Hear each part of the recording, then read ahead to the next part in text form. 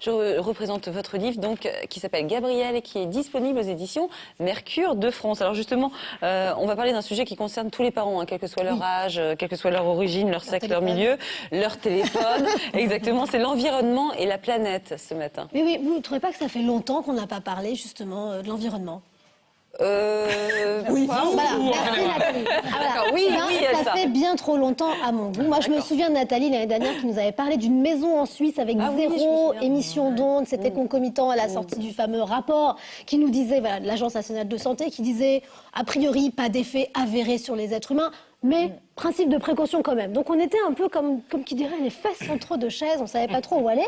Aucun effet. Alors on peut se poser la question et être assez dubitatif sur tout ça, parce que quand on voit le nombre d'études hyper sérieuses qui nous listent tous les effets des ondes électromagnétiques sur les êtres humains, l'augmentation des cancers, diminution de la fertilité, peut-être des facteurs même qui pourraient...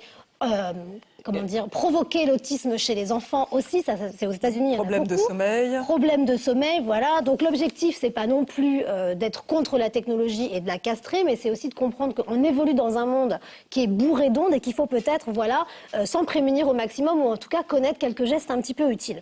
Donc c'est un peu la démarche qui a guidé aussi Laurence Abeille, qui est députée du Val-de-Marne et qui vient enfin, après 2 ans de gestation et beaucoup de petites barrières et de bâtons dans les roues, de publier son texte de loi qui justement vient limiter les ondes à certains endroits. Alors, c'est pas mal ça. C'est génial et c'est assez révolutionnaire, donc il faut absolument appuyer là-dessus.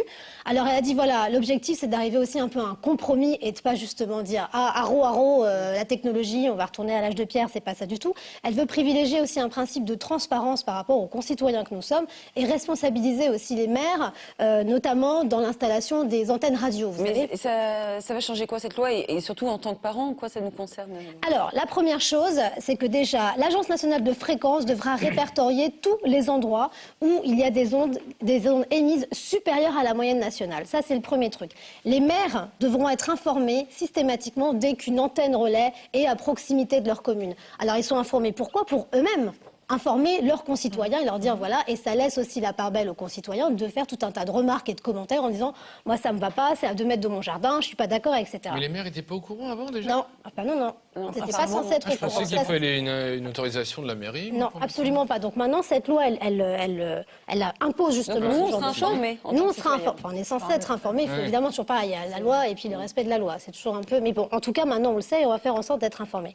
Le truc qui nous concerne de prime abord. De façon majoritaire, c'est les crèches. Il y a interdiction d'utiliser le Wi-Fi dans les crèches. C'est quand même hyper important, c'est une mesure majeure. Ça prouve que finalement, on n'est pas très à l'aise avec le fait qu'il y ait des ondes Wi-Fi dans les crèches. Ça, c'est le premier truc. Et le deuxième truc, c'est que pour les écoles primaires, vous savez, les enfants, ils ont de plus en plus d'utilisation d'applications numériques, de cours d'informatique. Tant qu'en fait, on utilise le Wi-Fi pour les cours informatiques, pas de problème. En revanche, à partir du moment où il n'y a plus nécessité d'utiliser le Wi-Fi dans la vie de tous les jours dans l'école, paf, on le coupe. Moi, ça me fait penser qu'il faut qu'on arrête le Wi-Fi chez soi, surtout, non? Reprendre du filaire. Moi, j'ai un téléphone à fil pour le coup, à la maison. Bravo, ça. Ah bon? Mais le problème, c'est que vos voisins ont du Wi-Fi, même les crèches. Le problème, c'est que certaines fois, elles sont dans des immeubles et il y a du Wi-Fi déjà dans les immeubles. C'est bien, mais ce que je veux dire, c'est que du coup, la lutte est encore grande. Bien sûr, mais sauf qu'après, il y a la portée du Wi-Fi aussi, qui n'est pas non plus maximum quand l'enfant est très éloigné. Mais en tout cas, moi, je trouve que c'est une super bonne nouvelle. Ça prouve aussi que l'État se mobilise et fait passer cette loi. C'est une première aussi au niveau européen. Il faut quand même le signaler, ça vient de chez nous. C'est Madame Abeille.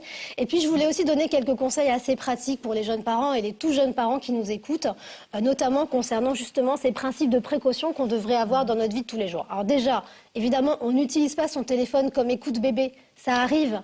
Non mais je vous jure, ça arrive. C'est-à-dire que vous avez des parents qui mettent le téléphone portable de la maman dans le lit et avec le téléphone portable du papa, ils écoutent. Une fois de temps en temps, ça dépanne. Non mais je vous jure, c'est vrai. C'est véritable. Mais j'ai fait une fois, mais on n'avait pas de babyphone. Ah mais alors, c'est pas grave. On n'était pas à la maison. C'est compliqué. Voilà.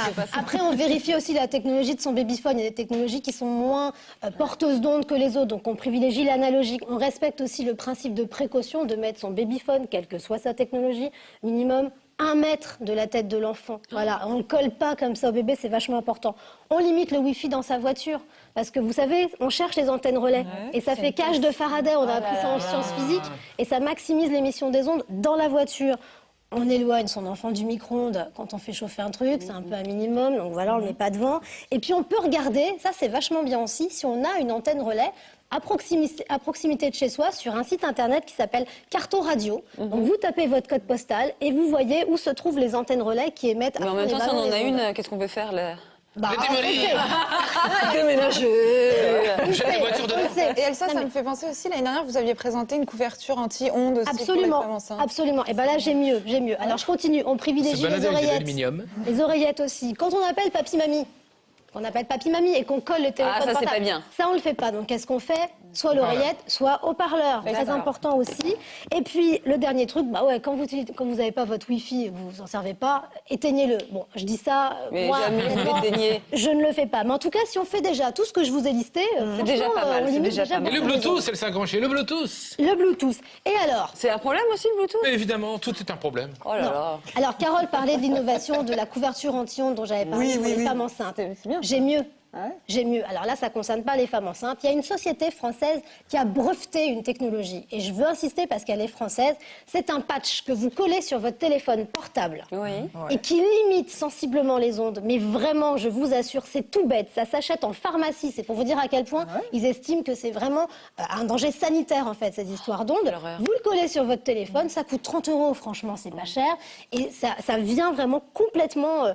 pas anéantir parce que votre téléphone continue à émettre, mais en tout cas, vous, par rapport à à l'absorption qui se passe dans la boîte crânienne, c'est extrêmement limitant. Limitant. Il faut l'acheter, vous qui êtes pendu au téléphone. Vous mettez votre kit main libre? Oui. Ouais, moi je le fais, ouais. Pas souvent, je vous jure. Si, je le fais. Bah, pas là. Mais Elsa, elle a un patch intégré déjà. Elle en a 2 dans la nuque. Non, mais cela dit, moi j'ai commandé 4 patchs. Hein. Ah, c'est vrai? Ouais. Pourquoi pour mon mari, mes parents, tout le monde. Ah oui? Elsa, est-ce que ça fonctionne sur les ordis? Ah bah ça pour l'instant non, mais je pense qu'en fait... Uniquement sur le téléphone, pour l'instant c'est que le téléphone. Vous voyez le temps qu'on passe pendu au téléphone, ça peut limiter déjà les cathars. Oui, c'est sûr. Mais c'est parce que je pensais à nos enfants qui sont avec leurs ordis, leurs tablettes, leurs machins, vous savez bien, placés alors qu'ils sont en train de grandir. Ouais. Je veux dire sur les parties génitales. Mais oui, vous nous en aviez parlé. Alors de ça, vous savez qu'il y a un caleçon qui va sortir, Nathalie. C'est pas des blagues, hein, justement sur le même principe que la couverture anti-ondes. Les Japonais en sont fous. Ils ont bien compris aussi l'intérêt parce qu'ils utilisent énormément leur téléphone portable. Donc on va y arriver. Donc je pense que peut-être que cette initiative de ce patch va faire des petits et on va limiter au maximum. Oui, parce que ça pourrait engendrer de l'infertilité, c'est ça. Voilà, c'est dingue. C'est avéré. Au moment où l'enfant se construit, garçon ou fille d'ailleurs. Et ben vous reviendrez, vous nous parler d'environnement plus souvent que ça, Elsa Granger. Très bien. Hein bon, merci à vous.